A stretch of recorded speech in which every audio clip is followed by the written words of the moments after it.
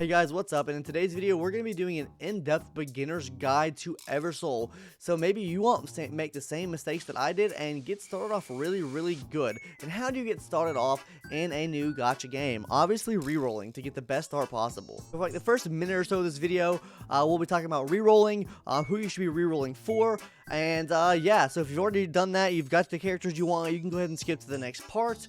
But yeah, let's go ahead and hop into the re-rolling. So guys, on the very first summon of the game that allows you to have unlimited rolls, you should be rolling for Talia, guys. Talia, I think, is probably the best unit all around, the best epic unit all around you can get from that very first pull. I think she's probably the second best unit in the game right now, second to Adriana.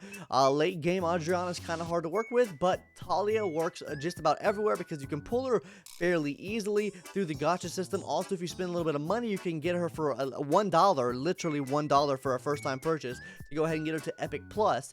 And on top of that, her kit's just super sick. The reason why Talia is so good, guys, is because of her two abilities. Basically, her ultimate's gonna do damage, knock all the enemies down, is going to restore HP of all allies, and restore their mana as well. On top of that, the main ability is going to heal, restore mana, and remove one debuff. This just makes her absolutely insane. It makes her a support unit, it makes her a good DPS unit, and a decent healer at that. Now guys, after the first unlimited pull, you're gonna be able to actually summon in the game. If you plan on rerolling multiple accounts, I would recommend starting on the Mephi banner and go all the way to 40 summons, get the free 10 and summon again on that. After that, use the rest on normal summons, just so you can get some more summons in, and hopefully RNGesus is on your side, and maybe you can pick up an Adriana there. For me, I picked up Adriana on the very first pull that I did on this banner, so I got extremely lucky. Now guys, if you don't plan on rerolling, just go for the normal summon here so you can get your guaranteed epics and get out. Don't rely too much on chance on the Mephi banner, just go for the normal summon. But that will lead us into what you should be pulling for on these banners after that first pull. So guys, the best units you should be trying to get from this normal summon banner is Talia, Adriana, Petra, and Vivian. Now Vivian is getting nerfed in a couple days. I don't know how much that'll affect her effectiveness, but as of now, Vivian is really strong, really OP, does absolutely insane amount of damage. But I would recommend going for as many of those characters as possible. If you do pull some of these characters though, they will still help you out tremendously. And those characters are going to be Catherine, Chloe, Thora, Jacqueline, and Nahaya. However you say the name, I don't know. But those are the characters you should be aiming for, guys. And that kind of leads us into our next topic, which is actually summoning after you've done with your rerolling. Me personally, for souls, I would recommend summoning on the normal summon banner just so you're getting guaranteed epics and getting those souls ascended to epic plus, legendary plus, and beyond. And don't take your chance on the Mephi banner. Honestly, I poured more Mephis on the normal summon banner than I have on the Mephi banner. So guys, I would for sure say go for the normal summon banner because they give you guaranteed epics where the Mephi banner doesn't. Now talking a little bit about the artifact summons, which you unlock a little bit later in the game,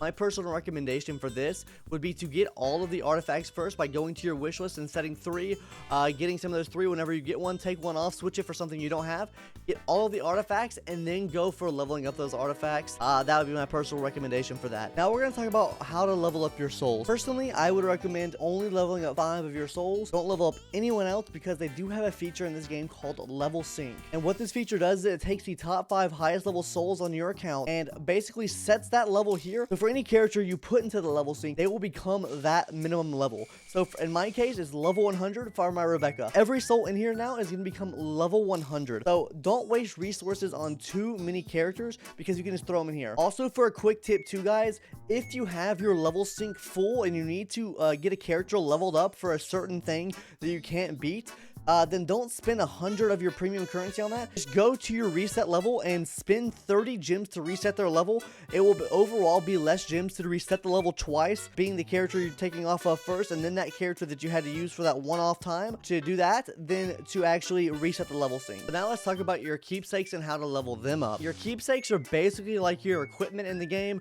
You have 4 of them per character. They all have different typings, so different typings go to different characters. Now, I wouldn't recommend leveling up any of these keepsakes that are under epic just because they can't get high enough level to complete all of your challenges anyways, and it's kind of a waste of resources. So personally, I would only upgrade things that are of the epic and higher rarity, just as simple as that. It's kind of hard to actually get these resources until you beat 835 to level them up anyways. So yeah, just keep that in mind when leveling up keepsakes. And finally, let's talk about upgrading your artifacts. Now, how these artifacts work is if you put them on the specified character, it will give them an extra passive skill.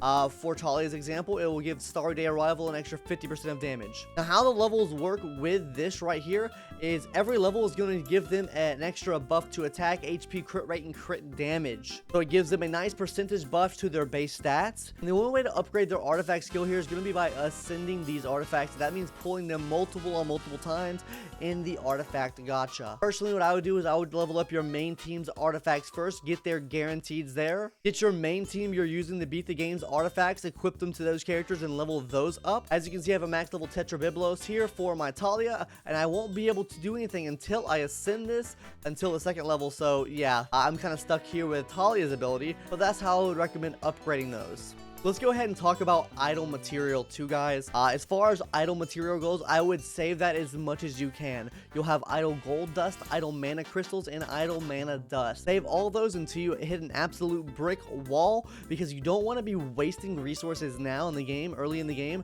when you could be saving those up until you hit a level where you can't beat, because those are going to be based off of your idle rewards. So beat as far as you can into the game before using these. I don't have any on my account right now because I had to use them all to beat 835, which is a pain of its own. So yeah, guys, make sure you're saving those idle materials until you hit a brick wall and using them then. Also, from what I found, gold goes really quickly, guys.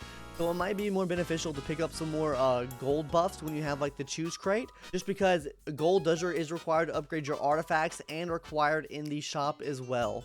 And finally, guys, join a guild. By joining a guild, it will allow you to get extra gold percent looted, extra mana dust loot, and extra mana crystal loot. It'll help you out as far as getting more loot to level up your characters. So another good way to get loot, guys, is by going in here to your zodiacs and leveling up your zodiacs. Every time you beat some levels, it'll give you some of these zodiac points up here, and basically what these do is they allow you to give account buffs. Me personally, I already have my gold one maxed out because I'm absolutely down bad on gold. And this next one I'm working on is going to be the mana dust collection. As you can see, I leveled it up and it gave me an extra 10% to mana dust collection from the idol. And after I get all of these buffs done, I can receive the cancer buff here, which will give me an extra 20% on top of that. Also, the other buffs in here will allow you to level up the base stats or stats of some classes and types in the game, whether that be undead, human, or strength intelligence. As you can see, for the Gemini, it gives me a human-like soul buff, which gives me HP to all of those human-like allies. And Taurus is going to give me a strength soul buff, which boosts all strength-based characters. Because if you have struggled getting through a level, I would definitely upgrade the characters that you're running on the main team that you're currently using. Now, actually, this next point is something that I feel like most people actually don't do, which is your town.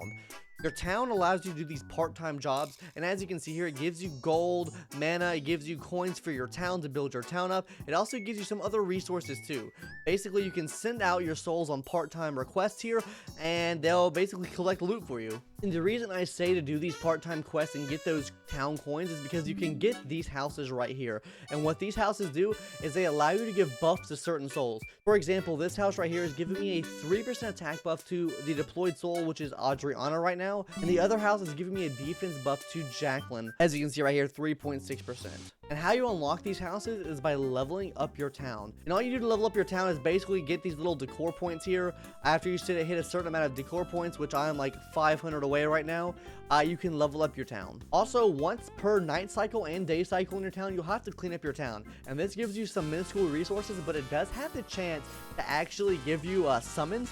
And it'll let you do 3 friends as well, clean up their towns, and maybe get free summons and friendship summons to do more multi-summons in the game. And personally, what I think to be the best thing for the town is the ability to do love stories. The reason I like love stories is the story is actually not bad, but if you don't care about the story and you just want to go through, they actually give you free multi-summons, and some characters will even give you free costumes. As you can see here, after I complete them all and get the true ending, we're going to be able to get this costume right here. That applies to some characters in the game. If you want to know what characters have costumes, you can click Soul, you can click a character, click the book, and then from here, just click on a character.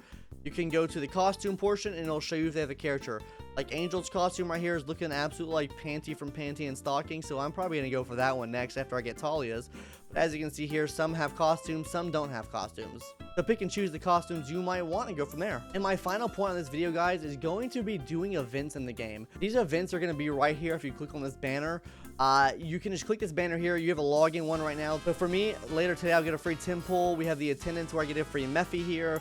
And then we have the Eden Boot Camp, which basically has you do certain tasks like level up keepsakes, complete certain waves, gate breakthroughs, and stuff like that. And basically at the end, it'll give you a free Shisha And also it gives you summons on top of that. After you complete each day, it gives you a couple summons to get. As you can see, after each day, it gives you 5 summons to complete here. At the last day, it'll give you 10 summons once you complete everything. And finally, the recommended task, guys. The recommended task is going to give you summons every time you complete all the tasks here, on top of pretty good rewards too.